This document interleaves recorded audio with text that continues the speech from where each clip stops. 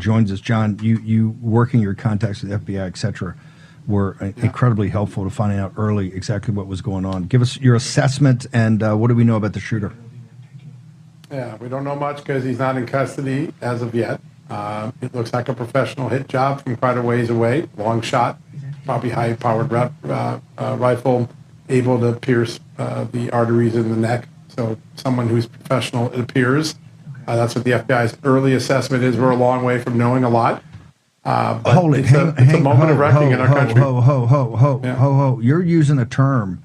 You've used it twice now. You're saying this, I mean, it was a long distance and the shot hit one of the most, susceptible places as a kill shot. You're saying you use the word professional. What do you mean by that?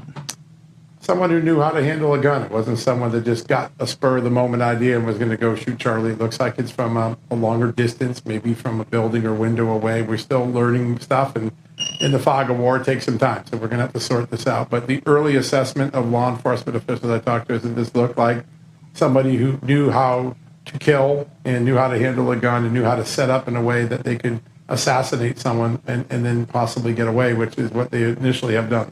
They don't have anyone in custody yet. So a lot to be learned.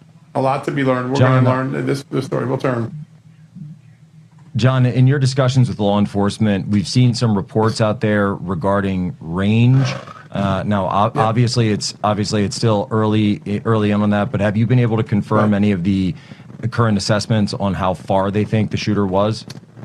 They don't believe the shooter was in the crowd. The angle of shot suggested it was probably an elevated location, which would have to be a little bit further off, much like what we saw with President Trump's attempted assassination in Butler, where someone gets on a roof or in a window.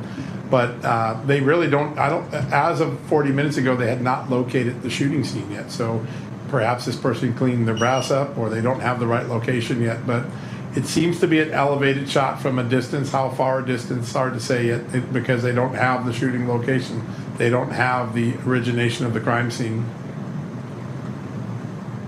The fact that it was at a distance, it appears that was close to being perfectly placed, and that they have not found him. So this is someone who had thought through how to exit.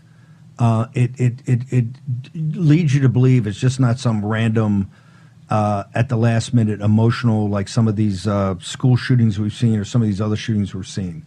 That it is something, looks like somebody that really knew their way around weapons and the way around getting a shot off and getting away, John Solomon? I think that's the early assessment. Early assessments change, but there is some belief that this was intentional and thought out, perhaps a little bit.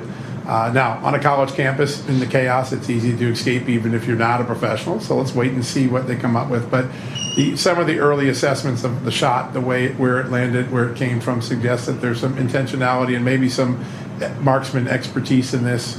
Let's wait and see what it looks like. And there, I was with Charlie just 2 weeks ago in Colorado, and he talked about he gets all threats all the time, and it doesn't deter him. He didn't take these threats seriously.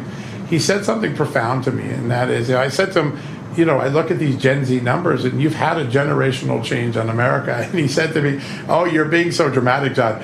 Listen, it's not that simple, not that complex." What I did is, we talk about all people needed, all young people needed was a little moral support. It's people willing to stand shoulder to shoulder to them and say it's okay to be conservative, to believe in freedom, believe in the goodness of America, believe in life, believe in God, and not be bullied by teachers or friends. And he, in such extraordinary fashion, he could summarize how simple and yet how extraordinary the mission he set out to. And I went to one of his first conferences. He invited me down when he was like 20. I think it was in Florida, in Palm Beach. It was like 200 kids in the audience. And now you look, and every year Charlie's organization is reaching tens of thousands of people.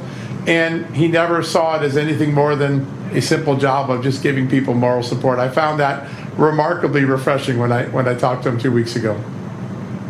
John, you're going to follow us at 6 o'clock. What is your social media? Because you break a lot of news up there, sir. Yes, sir. Jay Solomon Reports on all platforms. And, of course, justthenews.com is the news website. Thank you. Appreciate you, John Solomon.